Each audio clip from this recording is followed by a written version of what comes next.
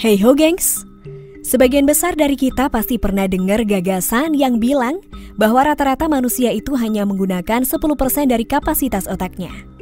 Nah, dari premis itu gengs, akhirnya bermunculanlah gagasan-gagasan liar tentang apa yang akan terjadi kalau seandainya kita mampu memaksimalkan fungsi otak kita sampai 100%.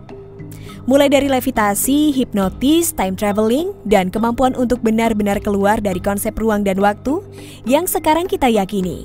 Seperti yang digambarkan dalam film Lucy pada tahun 2014. Film arahan Luc Besson ini menceritakan karakter bernama Lucy gengs, yang secara nggak sengaja berhasil memaksimalkan fungsi otaknya sampai 100%. Hal ini akhirnya mengaktifkan kemampuan-kemampuan super yang ada di dalam dirinya. Seperti kemampuan mengendalikan waktu, telekinesis, telepati melalui jaringan komunikasi digital, dan akhirnya dia menjelma menjadi superkomputer yang hidup. Keseluruhan plot film ini berdasarkan pada premis bahwa kita baru make 10% dari total kapasitas otak kita. Tapi tahu nggak sih gengs, kalau premis rata-rata manusia hanya menggunakan 10% dari kapasitas otaknya, itu adalah salah satu miskonsepsi atau salah kaprah terbesar dalam biologi, khususnya tentang otak. Sangat keliru ya gengs, tapi sangat populer. Kok bisa gitu ya? Yuklah kita bahas. Asal mula mitos otak 10%. Dilansir dari Zenius.net, semua ini bermula dari misinterpretasi temuan sains yang masih kurang lengkap 100 tahun lalu. Bahwa pada awal abad ke-20, peneliti medis yang mempelajari otak binatang dan penderita stroke menemukan bahwa bagian otak yang berbeda mengontrol aktivitas yang berbeda pula. Misalnya nih, bagian otak A berpengaruh pada fungsi bibir. Bagian otak B ternyata berpengaruh pada fungsi jari kelingking tangan kiri, dan sebagainya. Metodenya adalah dengan memberikan kejutan listrik ke area otak tertentu untuk memetakan fungsi dari tiap bagian otak. Jadi, kalau disetrum bagian otak yang sebelah sini, kira-kira ngaruh ke fungsi atau bagian tubuh yang mana ya? Kayak gitu, gengs. Nah, dengan metode seperti itu, para saintis ini mencoba memetakan fungsi otak yang disetrum dengan efek rangsangan pada gerakan motorik manusia. Hasilnya, ternyata hanya 10% bagian otak doang yang memberikan respon ketika distimulasi dengan aliran listrik. Sedangkan 90% bagian otak yang lain, gak ada satupun otot di tubuh yang bergerak atau berkedut sedikit. Saintis pada saat itu melabeli 90% area tersebut sebagai silent cortex karena fungsinya belum diketahui. Ingat, belum diketahui, bukan berarti tidak berfungsi sama sekali ya gengs. Sayangnya, orang-orang dari ranah non-sains pada saat itu mengira 90% area tersebut benar-benar dormant atau nggak aktif permanen. Disinilah miskonsepsi 10% otak itu dimulai. Nah, mulai deh tuh, premis ini bermunculan di buku-buku self-help, motivasi, bahkan sampai bermunculan juga program-program peningkat daya guna otak. Waduh, boleh ketawa nggak sih ini?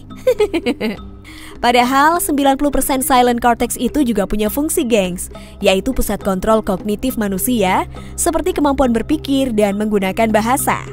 Pantas aja kalau 90% diberi sengatan listrik nggak bikin satupun otot di tubuh kita berkedut. Karena fungsinya bukan buat motorik atau gerak gengs, tapi lebih ke fungsi yang tidak bisa diobservasi dengan kasat mata. Seperti fungsi untuk bisa berpikir secara logis, untuk memahami bahasa verbal, atau untuk menangkap emosi orang lain. Jadi, otak manusia sebenarnya telah bekerja atau load sebanyak 100%, namun hanya 10% kemampuan kita dalam pengendalian terhadap otak ini. Karena banyak sistem tubuh kita bekerja secara otomatis tanpa kita sadari. Jantung berdetak, paru mengembang, mulut mengeluarkan air liur, dan banyak lagi hal yang diatur oleh sistem autonomous nerve system kita. Sampai sini paham kan, gengs? Apa yang akan terjadi kalau kita bisa mengakses otak 100%? Apakah akan membuat kita mempunyai kekuatan super? Atau menjadi super jenius? Tidak, malah sebaliknya gengs. Dilansir republika.co.id, berikut hal yang mungkin terjadi kalau kita mampu mengakses otak 100%. Seorang dokter dalam bidang sistem neural dan kognitif, Johan John, menjelaskan bahwa fungsi otak manusia bergantung pada pola kualitatif aktivitas dan bukan pada segi kuantitasnya. Pola yang berubah-ubah ini memengaruhi aktif tidaknya kelompok neuron. Nah, optimalisasi otak hingga 100% sama halnya dengan mengaktifkan semua neuron itu sekaligus. Dan ini bukan ide baik, gengs. John menganalogikan ini seperti menginjak rem dan pedal akselerator mobil pada saat yang sama. Terlalu banyak neuron yang aktif secara bersamaan bisa berbahaya, gengs. Hal ini mungkin bisa menyebabkan epilepsi dan gangguan neurologis lainnya. Otak kita akan secara sadar melakukan dan mengatur begitu banyak hal, bahkan terlalu banyak hal dalam tubuh kita.